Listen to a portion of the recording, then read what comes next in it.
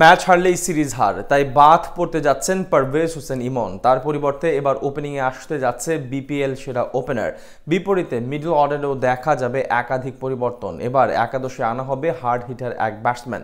Bowling ইউনিটের পাশাপাশি lower অর্ডারকে আরও শক্তিশালী করতে ফেরানো হবে সময়ের সেরা স্পিন অলরাউন্ডারকে।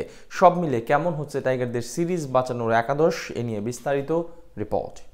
সময়টা একদমই ভালো যাচ্ছে না বাংলাদেশ ক্রিকেটের। শ্রীলঙ্কার মাটিতে টেস্ট সিরিজ হারার পর নতুন এক আশা জেগেছিল ওয়ানডে সিরিজ নিয়ে। তবে সে আশা রীতিমতো ঘুরে বালি টাইগার ব্যাটারদের চরম ব্যর্থতায়। গেল দিন শ্রীলঙ্কাকে 244 রানে আটকে দেওয়ার পর জয়ের স্বপ্ন বুনতে শুরু করেছিল দেশের ক্রিকেট ভক্তরা।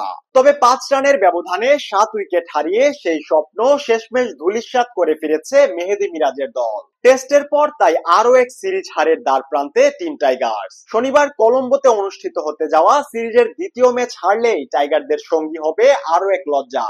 তাই প্রথম ম্যাচের ভরাডুবির পর দ্বিতীয় ম্যাচে জয়ের ধারায় ফেরার কোনো বিকল্প নেই ফিল সিমন্সের শিষ্যদের। তাই এবার একাদশে আসতে চলেছে বড় ধরনের পরিবর্তন। গেল দিন লঙ্কানদের বিপক্ষে দারুণ ব্যাটিং করেছেন ওপেনার তানজিদ হাসান তামিম। 61 বলে খেলেছেন 62 রানের ইনিংস। তবে তাকে সঙ্গ দিতে আবারও পুরোপুরি ব্যর্থ হয়েছে আরেক ওপেনার পারভেজ ইমন। এর আগে আরব আমিরাত কিংবা পাকিস্তানের বিপক্ষে একই চিত্র ছিল তার ব্যাটিং এর। তাই এবার বাদ পড়তে পারেন তিনি। তার পরিবর্তে একাদশে জায়গা পেতে পারেন শেষ 2 বছর ধরে ঘরোয়া ক্রিকেটের সবচেয়ে সফল ওপেনার মোহাম্মদ নাইম শেখ। সবশেষ বিপিএল এ সর্বোচ্চ রান সংগ্রাহকের তকমাও জিতেন তিনি। ওয়ান ডাউনে নাজমুল শান্তর আপাতত কোনো বিকল্প নেই ফিল সিমন্সের হাতে। তাই এবারও ওয়ান ডাউনে থাকবেন সাবেক এই কাপ্তান। অন্যদিকে এবার মিডল অর্ডারে আসতে পারে একাধিক পরিবর্তন। গেল দিন মিডল অর্ডার ব্যাটারদের চরম ব্যর্থতার কারণেই ম্যাচ হেরেছে বাংলাদেশ। 0 কিংবা 1 রানের মতো লজ্জা নিয়ে মাঠ ছেড়েছে লিটন তাওহিদ মিরাজরা।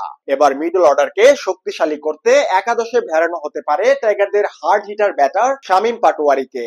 যে কোনো সময় ম্যাচের মোড় ঘুরিয়ে দেওয়ার সামর্থ্য আছে এই ব্যাটারে। তাকে একাদশে নিতে বাদ দেয়া হতে পারে তাওহিদ হৃদয়কে। বেশ কয়েক সিরিজ যাবতই পারফরমেন্সহীনতা দেখিয়ে চলেছেন তিনি। অন্যদিকে লিটন মিরাজরা গেল ম্যাচে খারাপ করলেও আরো একটা সুযোগ পাবেন, কেননা এই মুহূর্তে তাদের বিকল্প নেই বললেই চলে। তবে আরো একবার মিডল অর্ডারের শক্তিশালী স্তম্ভ হবে জাকির আলী অনি। দলের বাকি ব্যাটারদের বিপর্যয়ের মাঝে বরাবরই ব্যতিক্রম তিনি। গেল দিনও দলের হয়ে শেষ পর্যন্ত লড়াই করেছেন একাই। এদিকে আবার মিডল অর্ডারের শেষ দিকে রানের চাকা সচল রাখতে একাদশে দেখা যেতে পারে ঋষাদকে।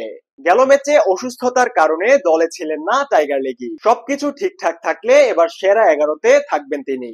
ফলে বাদ পড়তে পারেন তানভীর ইসলাম। তবে পেস বিভাগে পরিবর্তনের সুযোগ নেই বললেই চলে, কেননা নিজেদের সেরা পারফরমেন্সই দেখিয়েছেন একাদশের 3 পেসার। যেখানে তাসকিনের 4 এবং সাকিবের 3 উইকেটের পাশাপাশি মুস্তাফিজের কম ইকোনমির বোলিং ছিল রীতিমতো দুর্দান্ত।